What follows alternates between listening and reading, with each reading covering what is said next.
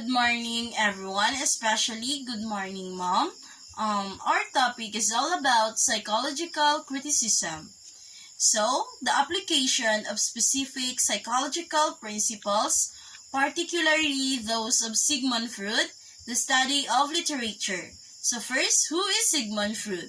Sigmund Freud was an Austrian neurologist and the founder of psychoanalysis. Psychological criticism may focus on the writer's psyche, the study of the creative process, the study of psychological types, and the principle present within works of literature or the effects of the literature upon its readers.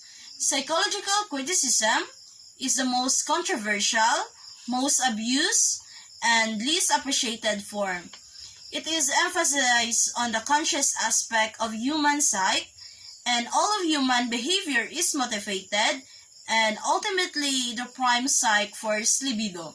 So, because of the powerful social taboos attached to the sexual impulses, many of our desires and memories repress. So, there are some psychological criticism fruits, model of psyche. So, first, id. Id is completely unconscious part of the psyche that serve as a storehouse of our desires, wishes, and fears. So example for that is jealousy. Second, superego.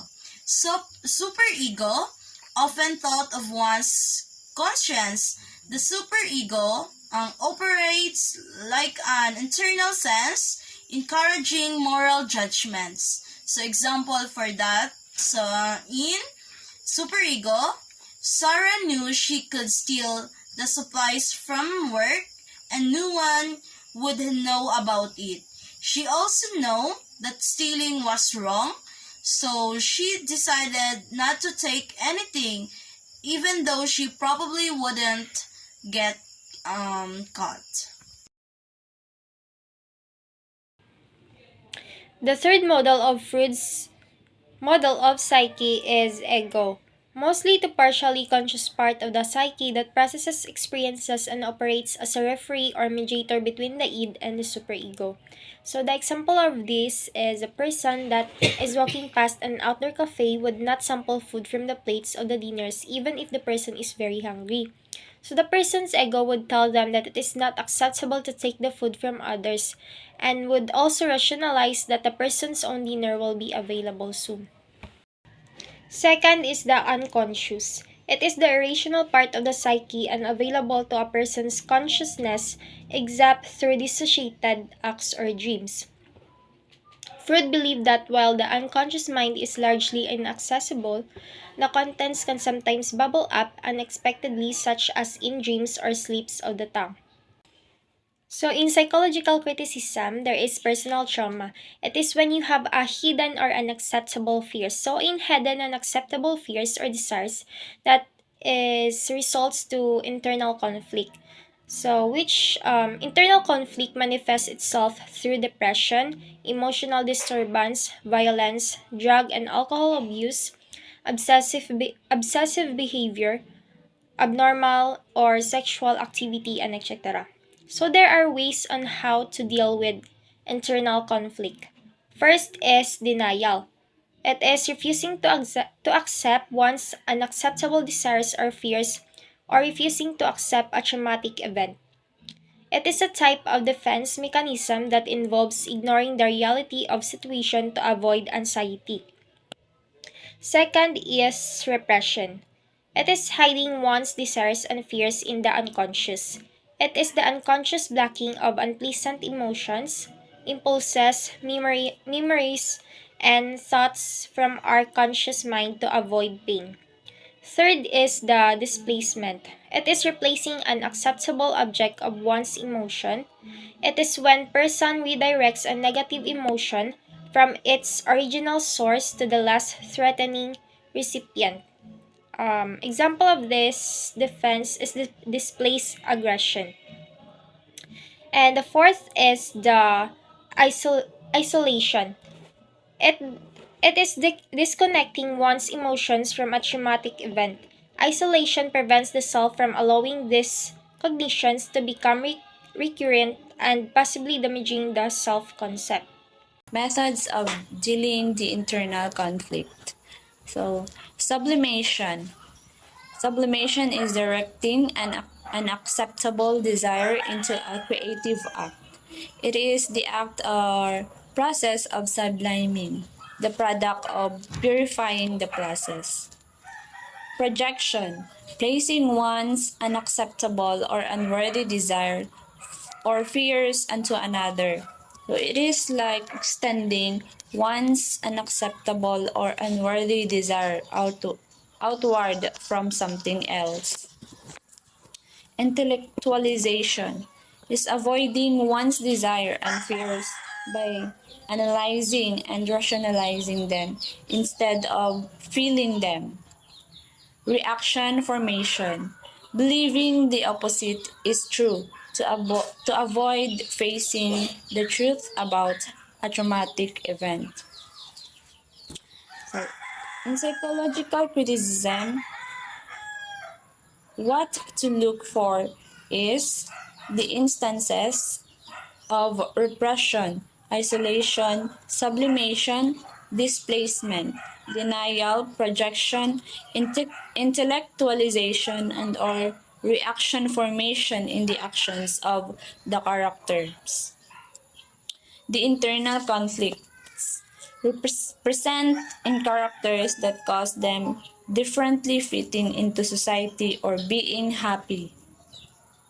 Expression of the unconscious in characters, dreams, voices, creative acts, slips of the tongue, jokes, and etc.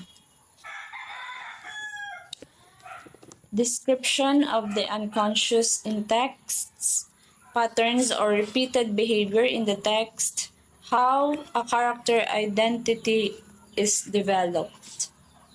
Advantages of psychological criticism. It is helpful for understanding works whose characters have a psychological issues. A valuable tool in understanding human nature, individual characters, and symbolic meaning. And the disadvantages is psychological criticism can turn a work into a little more than a psychological case study, neglecting to view it as a piece of art. And critics tend to see sex in everything, exaggerating these aspects of literature. Some words simply do not lend themselves. Our movie example of psychological criticism is The Life of Pi. Pi's story includes animals that has been created by Pi's brain because the true version with all its darkness and death is too difficult for him to cope with.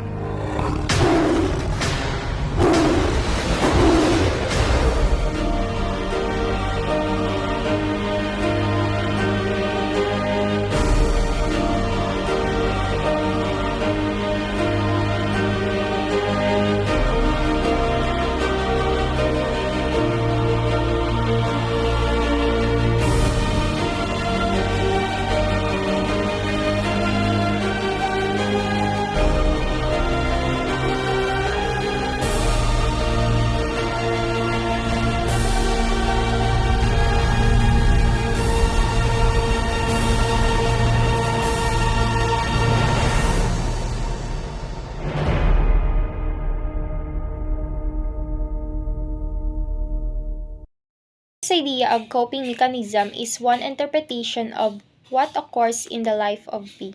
Watching the movie and interpreting the plot through the perspective of how P's mind, both consciously and subconsciously, is processing the events that he is going through. After all, P is involved in a shipwreck. He loses his family and he even kills the person who murdered his mother. And he is then all alone to cope with his new reality. So his brain creates an alternative reality, one that allows him to survive in the middle of the ocean until he finds land. That's all for our report. Thank you.